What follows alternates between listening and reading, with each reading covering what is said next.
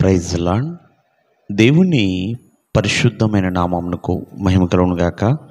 ప్రభువు పేరట మీ అందరికీ హృదయపూర్వక వందనాలు. ఈ ఉదయకాలము దేవుని వాక్యాన్ని విందాం. కీర్తనలు 41:3. రోగశయ్య మీద యెహోవా వానిని ఆదరించును, రోగము కలుగగా నీవే వానిని స్వస్థపరచుదువు. ప్రేమైన వర్లారా, ఇక్కడ దేవాది దేవుడు ఎవరైతే అనారోగ్యములతో వ్యాధులతో బాధపడుతున్నారో వారిని ప్రభువు ఆదరిస్తాడండి. చాలామంది ఎన్నో దీర్ఘకాలిక అనారోగ్యముల చేత బాధపడుతున్న వారు ఉన్నారు.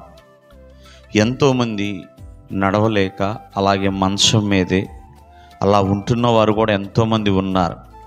సేవలు చేయించుకుంటూ ఇలా ఎంతోమంది ఎవరికి చెప్పుకోలేక బాధపడుతూ వారిలోనే వారు కుమిలిపోతూ ఉంటూ ఉన్నారండి. కానీ అటువంటి వారంట దేవుని చేత ఆదరించబడతారు. అంతేకాదు, వారి యొక్క రోగముల నుండి దేవుడు వారిని బాగు చేస్తాడు, స్వస్థపరుస్తాడండి. మరి ఎవరికి ఆదరణ, ఎవరికి స్వస్థత అంటే బేదలని కటాక్షించు వారికండి. ఎవరైతే బేదల్ని కటాక్షించే వారిగా ఉంటారో వారు ఆపత్కాలమందు ఉన్న దేవుడు వారిని తప్పిస్తాడు, విడిపిస్తాడు, కాపాడతాడు.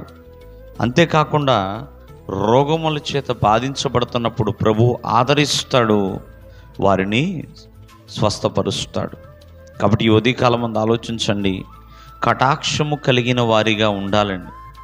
అంతేగాని కనికరము లేక, జాలి లేక, కరుణ కలిగిన హృదయము లేక, కోపముతోనో లేకపోతే క్రోధముతోనో, ప్రేమైన వర్లారా కఠినత్వంతోనూ జీవితాన్ని వెళ్ళబుచ్చుకూడదు. ప్రభువును నమ్మిన ప్రతి ఒక్కరూ కూడా కరుణ కలిగిన హృదయాన్ని కలిగి ఉండాలండి.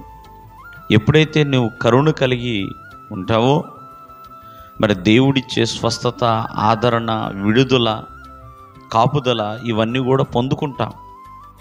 కావున ఎల్లప్పుడూ కూడా కనికరమైన హృదయాన్ని కలిగి ఉండాలండి.